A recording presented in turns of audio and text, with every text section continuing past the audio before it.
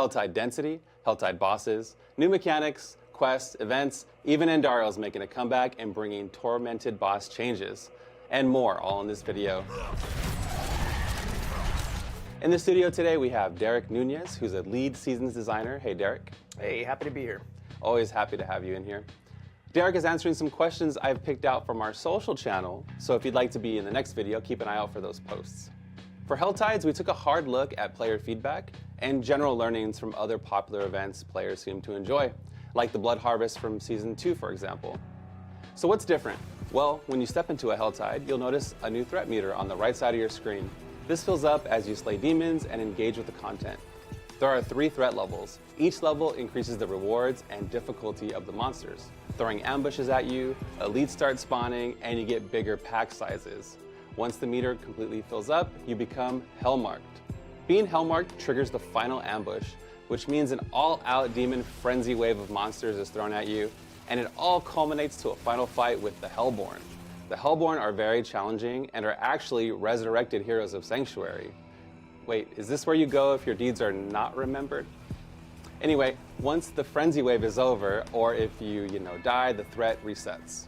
Another addition is the ability to collect a new material called Baneful Hearts. They drop primarily from tortured gifts around Helltides, basically the Helltide chests, and sometimes you might see them from various demons around the zone, such as the Doomsayers and the Hellborn.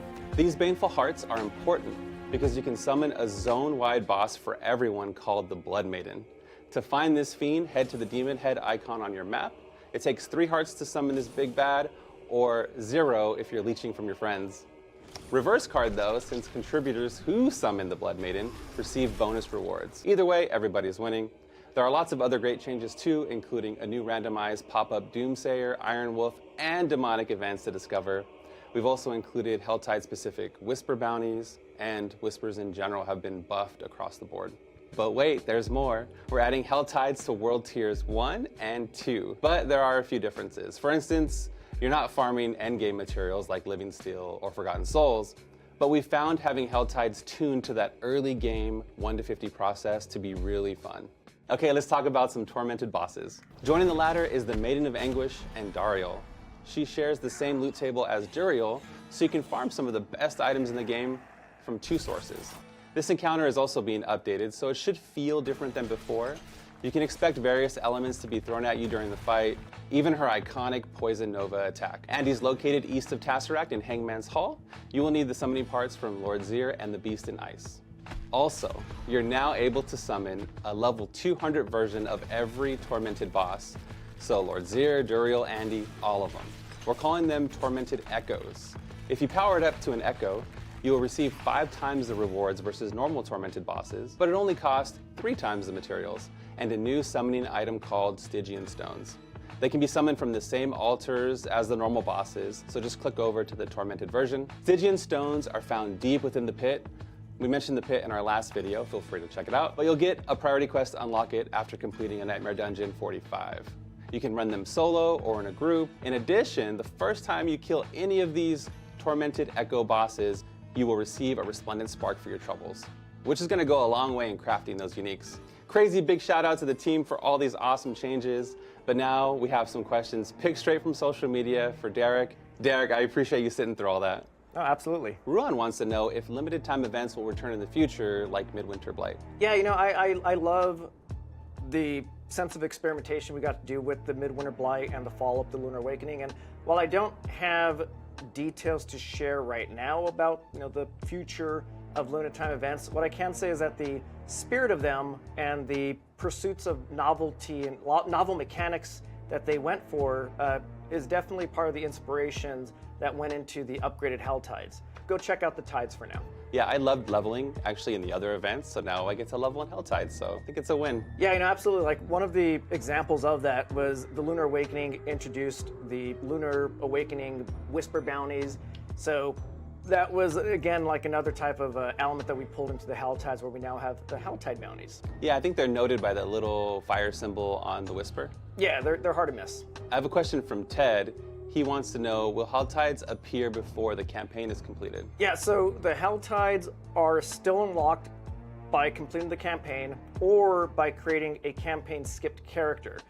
Part of the updates with the Season 4, I guess like Helltide expansions, is that they now appear in World Tiers 1 and 2. If you create a campaign-skipped character, you'll have access to the tides all the way from level 1 to 100. Marco would like an alert when somebody activates an accursed ritual, basically summoning the Blood Maiden. There actually is an alert that pops up. So when someone deposits all the baneful hearts required to kick off the accursed ritual event, we actually do broadcast a banner notification across the middle of the screen.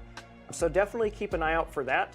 In addition, if you happen to be looking at the map at that time, the accursed ritual map icon actually flips from its, I think its default color of white to orange and then starts pulsing. So, when the Helltides hit live with Season 4, we'll definitely be keeping an eye on the feedback and just make sure players are noticing what we want them to notice. Because it's always a great time when people get to play together, and the inherent spirit of the accursed ritual is meant to celebrate that. So yeah, something we'll definitely keep an eye on. Irk wants to know, will Helltides be threatening now?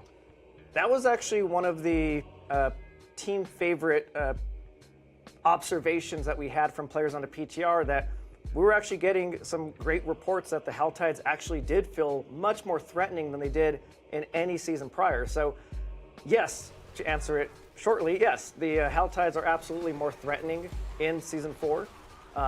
And it kind of stands for a reason. Like, the Helltides are the most efficient leveling content that we have, so it kind of makes sense that the whole concept of, Hell on Sanctuary, demonic invasions, should be threatening.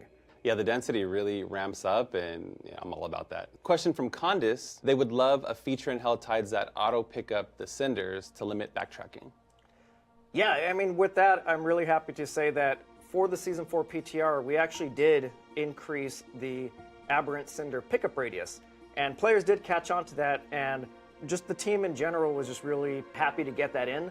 So it was in the PTR, it'll absolutely still be there for Season 4 proper, and this kind of all ties in line with one of the pillars of the Helltide upgrades was just to find opportunities to maximize efficiency, and increasing the cinder pickup radius was certainly one of the tactics that we did to achieve that. No one likes to backtrack and go pick up cinders and break your flow.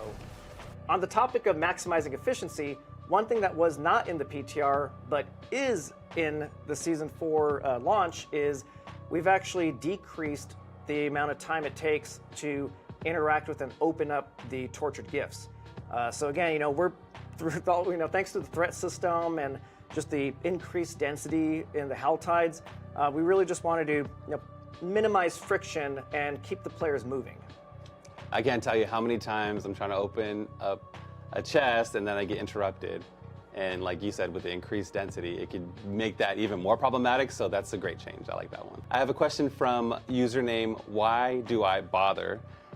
They would like more chance encounters in Helltides, like a butcher-style mechanic. Yeah, when we were looking at the Helltide upgrades, those types of chance encounters, random encounters, or just like opportunities to add like dashes of novelty or surprise was definitely something that we were taking a look at, and it's definitely in the spirit of the Doomsayer events. I kind of like to describe them as like these Kinder Egg surprises where when you interact with them, they crack up and explode into a variety of different things. One of which, my favorite being, is the Treasure Goblin variant. But yeah, we're always looking for just ways to splice up the moment-to-moment core loop. So I wouldn't write anything off just yet. JR has a request. He would not like a 5-minute cooldown between Helltides. How do you feel about that? Yeah, that's a good one. We actually did decrease the downtime between the Helltides, as we all recall, down to the 5 minutes it is right now. But we don't necessarily have any updates to share on decreasing that any further at this moment, but we're always looking again for opportunities to streamline and maximize decrease downtimes across the board. For what I can say right now is, maybe even sometimes the demons of hell need a little bit of a break. Well, thanks, Derek, for taking the time to answer some of these questions. And honestly, most of these changes have been sparked from our community, so keep the feedback coming. That's going to be all for today. We'll see you in Sanctuary. See you.